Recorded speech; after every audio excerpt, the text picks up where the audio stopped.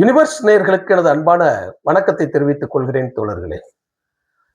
Obama அறிக்கை கொடுத்தது மாதிரியோ, இல்ல இந்தியாவோட மிகப்பெரிய தலைவர்களா இருக்கக்கூடிய நரேந்திர மோடி ஒரு அறிக்கை கொடுத்த மாதிரி, வீணா போன சரத்குமார் ஒரு அறிக்கை கொடுத்திருக்கிறார். அதாவது என்ன சொல்லியிருக்கிறாப்புல அப்படின்னா, நாட்டாம குடும்பம் அப்படின்னு சொல்லி கையிலையோ நெஞ்சிலையோ பச்சை குத்திக்கிட்டா என்னை எப்ப வேணாலும் பார்க்கலாம், முன்னறிவிப்பின்றி என்னை சந்திக்கலாம் அப்படின்னு அவர் ஒரு அறிக்கை கொடுத்திருக்கிறாரு. அதை செய்தித்தாள்களில் இன்றைக்கு வெளிவந்துருச்சு.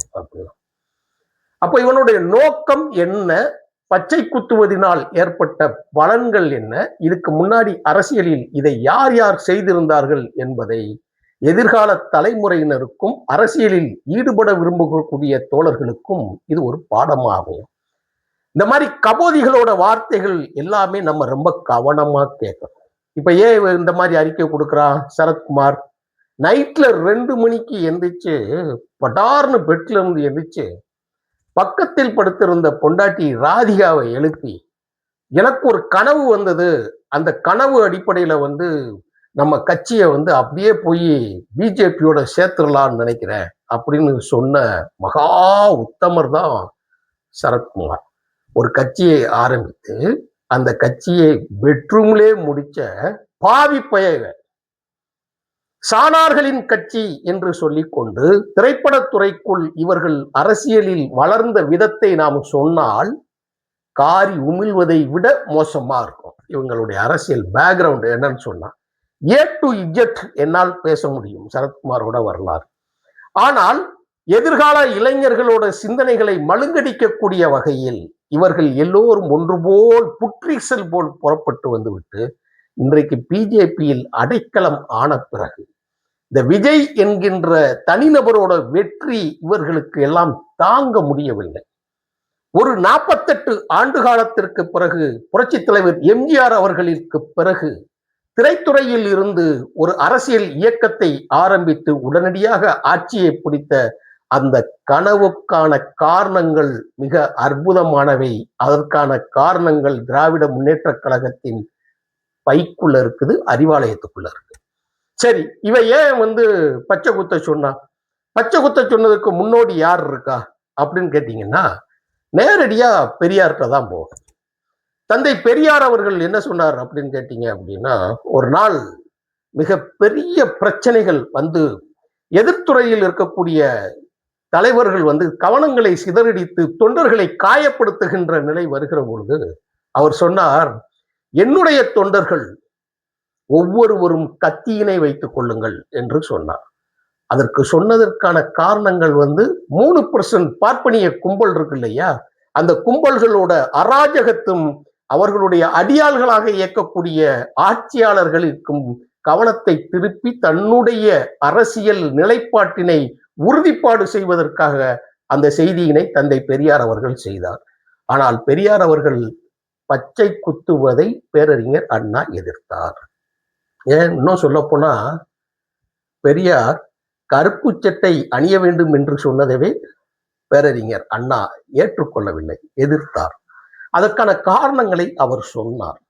ஏன்னா அவருடைய சொந்த காரணங்களை சொல்லி மறுப்புக்கு கருத்துக்களை ஏற்றுக்கொள்ளக்கூடிய நிலவில் தந்தை பெரியார் அவர்களும் வைத்திருந்தார். இது ஒரு புறத்துல இருக்கட்டும். அப்படியே இப்ப என்ன பண்ணார்னா, புரட்சி தலைவர் எம்ஜிஆர் தன்னுடைய தொண்டர்கள் மேல ஒரு சந்தேகம் எப்படி வந்தது அப்படின்னு கேட்டா, 2ஆம் கட்டத்தில் இருக்கக்கூடிய தலைவர்களை நாம் குறை சொன்னால் அவர்களுடைய செயல்பாடுகளும் நாம் சந்தேகத்திற்கு உரியவர்களாக இருக்கிறோமோ அப்படிங்கிற ஒரு பொறி எல்லோருக்கும் அவர்கள் கொஞ்சம் சித்தம் கலங்குவதை போல் இருப்போம் அப்படின்னு ஒரு நிலை வந்தது. அப்போ எம்ஜிஆர் என்ன சொன்னார்னா, அண்ணா திராவிட முன்னேற்ற கழகத்தில் பொறுப்பில் இருப்பவர்கள், அண்ணா திராவிட முன்னேற்ற கழகத்தில் மாவட்ட பொறுப்பில் இருப்பவர்கள், பதவிகளில் இருக்கக்கூடியவர்கள், வேண்டும் என்று விரும்புபவர்கள் இரட்டை இலை சின்னத்தை பச்சை குத்த சொன்னார். அதுக்கு பின்னாடி ஒரு காரணம் இருந்தது.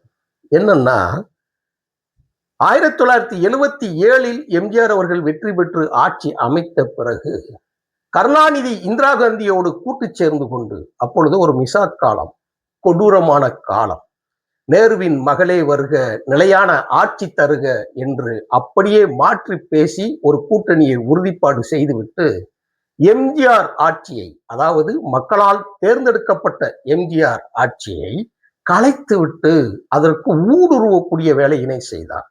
அவருக்கு என்ன நிலைமை வந்திருந்தது என்று கேட்டால், கருணாநிதி அண்ணா திராவிட முன்னேற்ற கழகத்திற்குள் தனது ஆட்களை ஊடுருவ செய்திருக்கிறார், செய்திகளை கசியவிட செய்திருக்கிறார் அப்படிங்கிற சந்தேகம் இருக்கிற பொழுது, தன்னை விரும்புபவர்கள், கட்சியை நேசிப்பவர்கள் பச்சை குத்திக்கணும் அப்படின்னு சொல்லி சொன்னார்.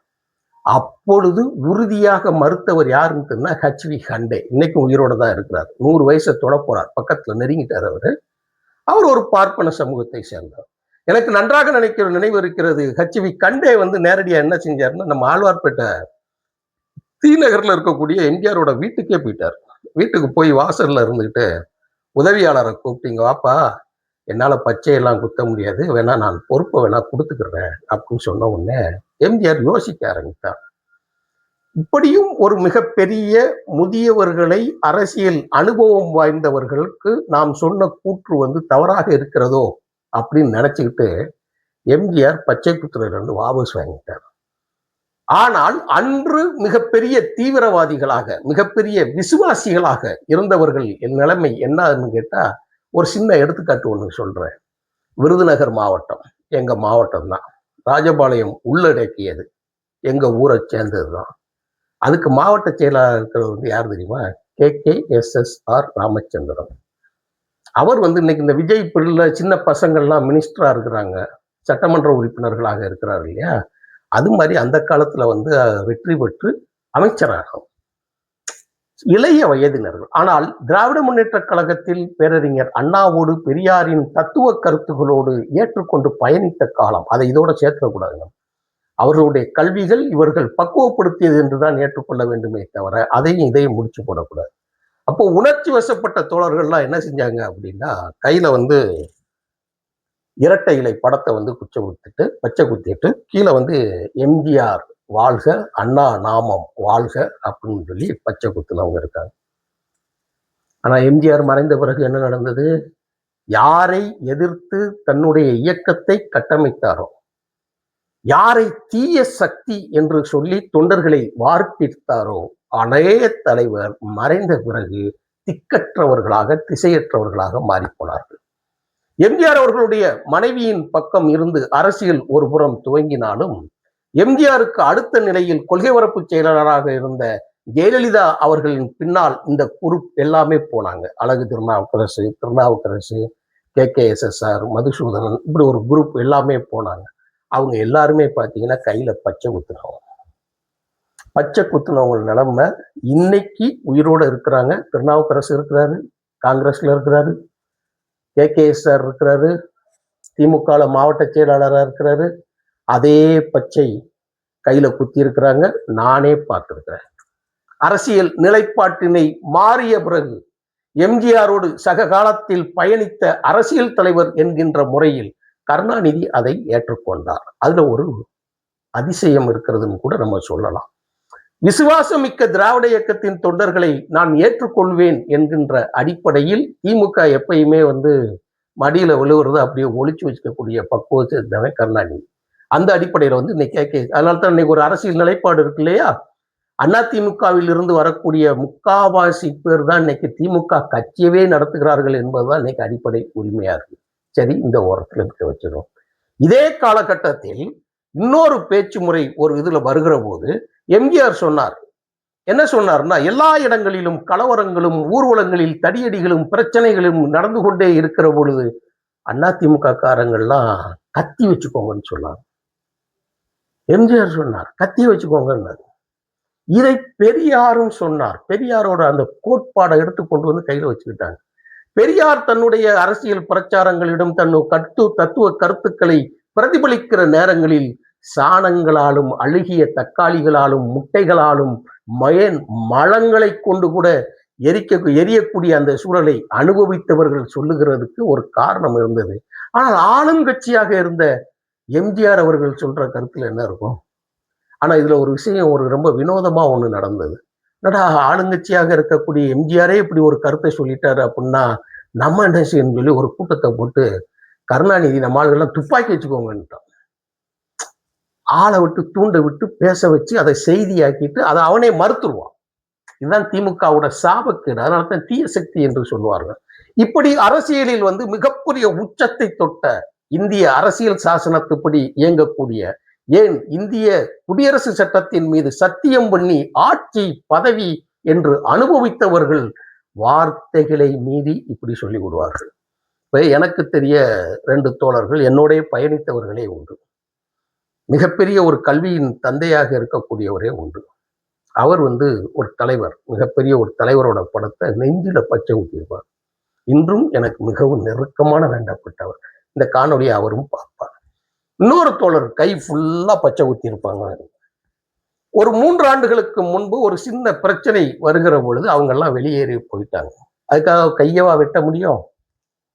ஆளாளப்பட்டு இன்றைக்கும் இந்திய அரசியலில் பிரதிபலிப்பை ஏற்படுத்தக்கூடிய இந்திய அரசியலின் சட்டங்களில் புதிய சட்டங்களுக்கு மாற்று கோட்பாடுகளை கொடுக்கக்கூடிய தலைவர்களின் நிலைப்பாடுகளை மாறுகிற பொழுது அவர்கள் அரசியல் சட்டங்களிலும் மாறக்கூடிய சூழல் இருக்குது. அப்போ அவங்க கட்சி நிலைப்பாடுகளிலும் மாற வேண்டிய சூழல் இருக்கு. இப்ப அவன் என்ன செய்வான்? எவனும் கையை வெட்ட முடியாது, எவனும் நெஞ்ச கீற முடியாது. அவங்க எல்லாம் அப்படியே இருக்கிறார்கள் அவரவர்கள் தளத்தில்.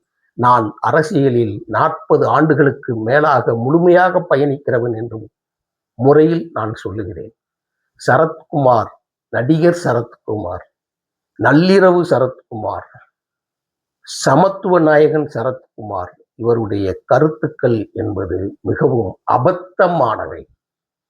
இந்த சாக போறவன் வாயில வாய்க்கரிசி போடுவதை போல, பசிச்சவனுக்கு எதை வேணாலும் மேயணுங்கிற ஒரு நிலை ஏற்படுவதை போல, பதவி பித்து அலையக்கூடிய இந்த மாதிரி ஆட்கள் எல்லாம் எடுக்கக்கூடிய முடிவுகள் எதை நோக்கி செல்லும் என்று சொன்னால், சாதிய பிடிகளில் இருக்கவர்களும் அரசியலில் தீவிரமான நிலைப்பாடுகளில் இருந்து அவர்களுக்கு ஒரு கொள்கை கோட்பாடுகள் புரியாமல் அலைபாய்பவர்களையும் அப்படியே முனைதட்டக்கூடிய வேலைகளை இந்திய அரசியலில் குறிப்பாக தமிழ்நாட்டில் செய்து கொண்டிருக்கிறார். அந்த அடிப்படையில் தான் சரத்குமார் அவர்கள் நாட்டாமை குடும்பம் என்று சொன்னவன் உன்னை பார்த்துட்டு அப்படியே வரும். இவருக்கு தெரியும், நன்றாக தெரியும், தான் ஒபாமா கிடையாது, தான் மோடி கிடையாது, இங்க கலைஞரோ ஜெயலலிதாவோ அப்படிங்கிற ஒரு வசீகரமான தலைவர்களும் கிடையாது. ஆனாலும் தன்னுடைய இருப்பை நிலைப்பெறுவ வைப்பதற்காக இவர்களுடைய முயற்சிகள் இந்த மாதிரி வருகின்றன. ஆகையினால் இதை முளையிலே கிள்ளி எரிந்து விடுங்கள். யாரும் இதை சாபக்கேடாக எடுத்துக்கொள்ளாதீர்கள். அதே நேரத்தில் மிக முக்கியமாக இப்படிப்பட்ட செய்திகளை மிகவும் முக்கியமாக இன்னைக்கு தினகரன்லையும் தினத்தந்திலையும் மிக தலைப்பு செய்திகளில் இந்த செய்தி வெளியே வந்திருக்கு. நாம் தான் விழித்துக் கொள்ள வேண்டும். அரசியலில் இவர்களை அப்புறப்படுத்த வேண்டிய கடமையை நாம் தான் செய்ய வேண்டும். இதை விளையாட்டு செய்திகளாக நீங்கள் எடுத்துக்கொண்டு இன்றைய நகைச்சுவை செய்தியின் உச்சத்தில் வைத்து நீங்கள் சிரித்து மகிழ்ந்து அப்படியே விடைபெற்று விடுங்கள். சரத்குமார் என்கின்ற ஒரு சாதி வெறி பிடித்த ஒரு கபோதியின் அரசியல் வாழ்வு ஒரு சங்கித்தனமாக முடிந்தவையாகவே இருக்கட்டும். நன்றி, வணக்கம் தொடர்.